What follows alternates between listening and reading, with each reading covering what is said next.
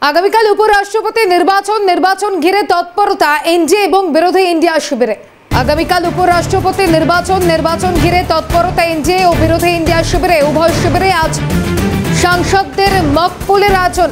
আরো বিস্তারিত জানবো টেলিফোন লাইনে আমাদের প্রতিনিধি ইন্দ্রাণী দাশগুপ্ত রয়েছেন। ইন্দ্রাণী, কি জানা যাচ্ছে? দেখো, উপরাষ্ট্রপতি নির্বাচন নিয়ে তৎপরতা এনডিএ এবং বিরোধী ইন্ডিয়া শিবিরে, এবং উভয় শিবিরই কিন্তু আজকে মক পোলের আয়োজন করেছে।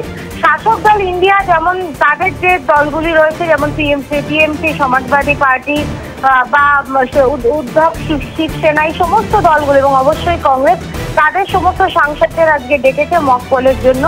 অর্থাৎ সমস্ত সাংসদরা এসে মক পোলে অংশগ্রহণ করবেন এবং যথাযথভাবে নিজের ভোটটি তাদের প্রার্থীর পক্ষে দিতে পারছেন কিনা সেই বিষয়টি সুনিশ্চিত করবেন। ঠিক একইভাবে এনডিএ শিবিরও কিন্তু আজকে মক পোলের আয়োজন করেছে।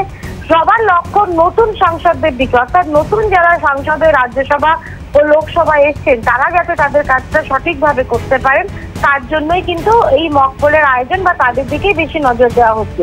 ইতিমধ্যে টিএমসির পক্ষ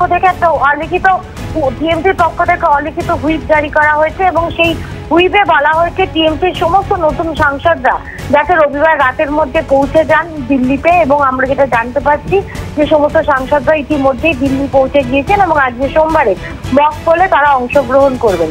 তৃণমূলের সর্বভারতীয় সম্পাদক তথা ডায়মন্ড হারবারের সাংসদ অভিষেক বন্দ্যোপাধ্যায় আগামীকাল সকালে দিল্লি আসবেন এবং তিনি সোজাসুজি ভোটাভুটিতে অংশগ্রহণ করবেন। দুই শিবিরই চাইছে যাতে ব্যবধান এনডিএ জোটের লক্ষ্য যাতে ব্যবধান বাড়ে, অর্থাৎ 150 কাছাকাছি ব্যবধান হয় ইন্ডিয়া জোটের প্রার্থীর থেকে এনডিএ প্রার্থী।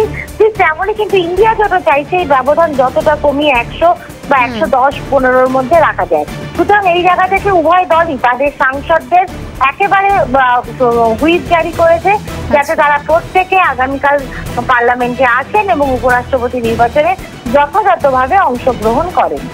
ধন্যবাদ জানাবো ইন্দ্রাণী।